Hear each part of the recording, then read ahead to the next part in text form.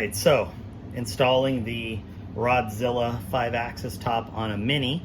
If you've watched my video on a Neo, it's going to be a very similar process. Now, I've already loosened a few of these just to speed up the video a little bit. So I loosened up the side plates. We can pull out the sandbag, and what we're really after are these two screws. Again, they can be a little tight, so be careful, use the proper tools. And what we're going to do is just remove these two screws, and there is a spring on, two springs under there, so make sure you don't lose those. And we're just going to remove this section. So now we're left with this. Now, just like on the Neo video, you're going to want to lift up on the joystick from the shooter side, which lifts this block up, which leaves the least amount of space for these springs to have to be compressed. Now, a couple things before we install it. One is the Mini is going to be a slightly different kit in that it's going to come with a couple things that the Neo version doesn't, because you don't have anything to replace. The first is going to be a 4-end stop. Now, traditional Mini just simply threads in like this. You are going to need a 90-degree adapter that he sells, and so let's install that first.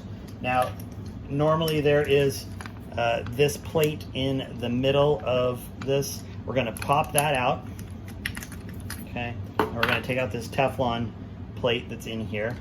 All right, and then you can see there's a spot right here where we're going to install this 90-degree adapter. So let me just screw this in real quick. Now, you could technically do this afterwards, but I think it's easier just to get it out of the way.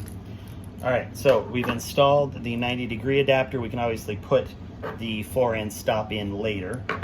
And then the Mini will also come with the level, because you don't have one that comes off the Neo. Now, if you have a Neo, it fits perfectly in here, it threads right in, and you're good to go. But the Mini, you're gonna wanna get the level on there also. So now that we've got those pieces ready to go, we're going to use the Mini alignment, which is the smallest or the narrowest set of thread holes right there. And make sure that the level is on the shooter side, which for me is where my Bramley kit is for my joystick.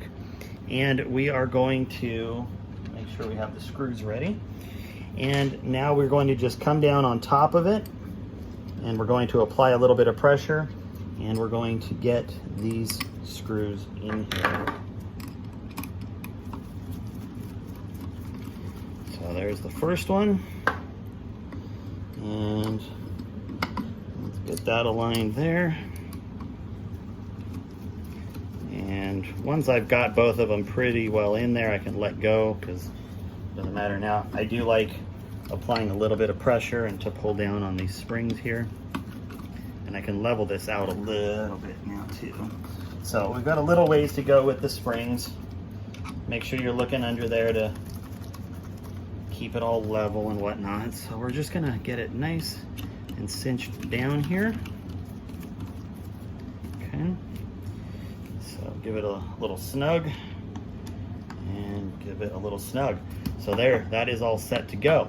Now, on the actual top, we need to put back in this Teflon ring. It does have a particular way that it pops in with this little cutout at the top.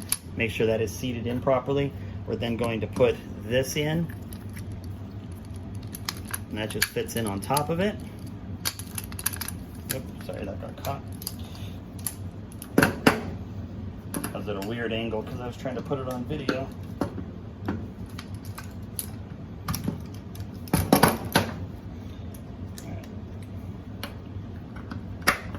So that just pushes through.